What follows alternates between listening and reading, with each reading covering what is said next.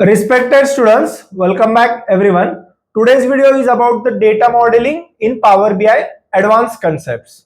So we are going to cover the advanced concepts like many-to-many relationship, use relationship DAX in Power BI, bidirectional relationship and role-playing dimension. These all are four important topics related to data modeling in Power BI. You all know that data modeling is heart of Power BI.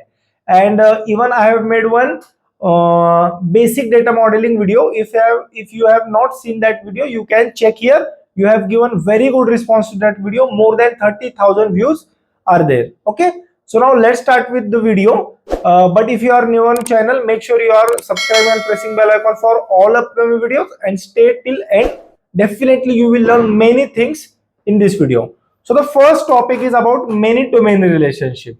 So see, what is many to many relationship? We all know that there are two types of table, dimension table and fact table in data modeling. Okay, fact table contains business numbers, dimension table contains descriptive data like customer name, address, ID, everything. So when both tables are connected on say one key, dimension as primary key and fact as foreign key. But let's say if you have connected both the tables and both has the foreign key, dimension, even the dimension table has duplicate values foreign key, so it will show many to many relationship, which is not good in Power BI or in any BI tool or in any data analytics project. Okay, so in that case, what you have to do, we have to create one bridge table. Okay, bridge table will act as a middle agent between that dim and fact table, which both has the duplicate values. But your bridge table should definitely has the unique values, like we can say primary keys. You can either create it by Power Query, okay, by removing other columns and duplicates, okay, and then you can load that and connect, or you can create with DAX also, like calculate table, and with proper you can pass both the keys and you can create the unique values from that. Or even the third one concept which is there, like composite key, like merging of 2-3 columns and then you can connect. This is one of the best way. There will be no performance issue, nothing will be there with this composite key. Then you can even create properly by these three ways the bridge table. And bridge table is one of the best solution to overcome the many to many relationship. If they will ask you in interview, definitely you should answer properly the way I have told you, all the three ways.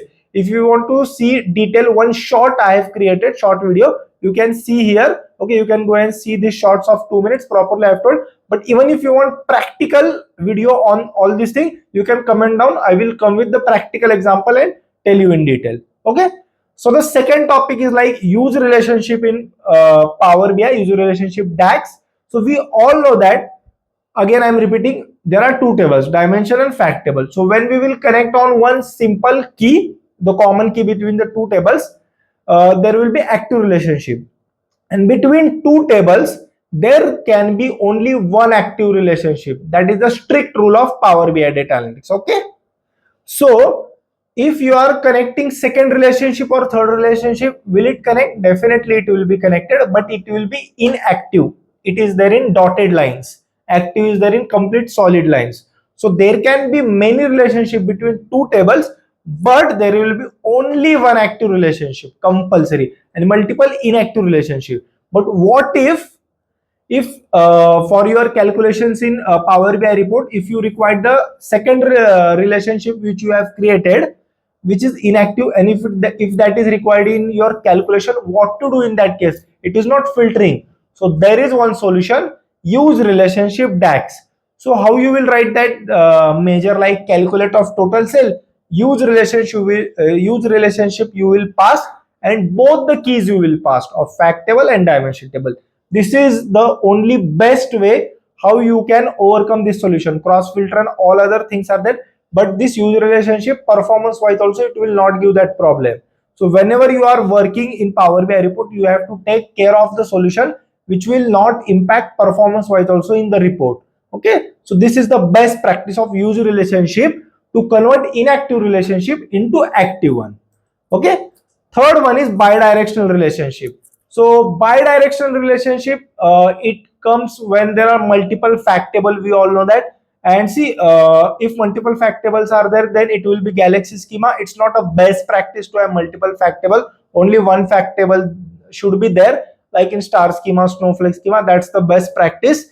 If the business numbers are there in your one table only, no issues will be there. So this is the first thing. But let's say there are multiple fact tables, those are connected to one dimension table. Then in that case we have to use the bidirectional relationship, where it will filter from both the side. But the issue with this bidirectional relationship is that the performance issue definitely it will come. It's the best practice in data modeling is to avoid the bidirectional relationship. Okay, so in this case the bidirectional relationship will come if fact tables are more. There are many examples also, but you have to completely avoid it. Okay, so whenever interviewer will ask question the best practice of data modeling, you have to say that we avoid the bidirectional relationship, but if it is required, definitely you can use it. And the fourth thing is role playing dimension. Okay, if there is multiple dimension, like tables are there for any one particular reason. Let's say if you have order date, ship date, okay, and on date dimension if you are connecting that, definitely just 2 minutes before I have said that there will be only one active table, one active relationship, and others will be inactive relationship. Let's say order date and date is connected on active relationship, and ship date and date is connected on compulsory, it will be inactive relationship will be only there. So in that case again you can use your use relationship DAX, and this way you can handle this role playing dimension. Okay, this is also one of the best way how you can use it, because in business case, let's say in your dimension table there will be multiple date columns. In my case I have seen 4455 date columns, like order date, ship date, there are many date, created date, end date, start date, there are many date. So in that case with your date table, so you will definitely use one key will be only there, but for other key you can use relationship in that case. And always for best practice, you should have a separate date table with properly created either in Power BI, or you can directly fetch from SQL, Snowflake, or Fabric, whatever it is. Okay, and make sure that you are not using date hierarchies, because date hierarchies will increase the data size of your Power BI report also. Okay, so these were the four best practice or four important topics, like many to many relationship I have told, use relationship, bidirectional relationship, and role playing dimension. If you want the practical video, make sure you are commenting down, definitely I will come with the practical video also.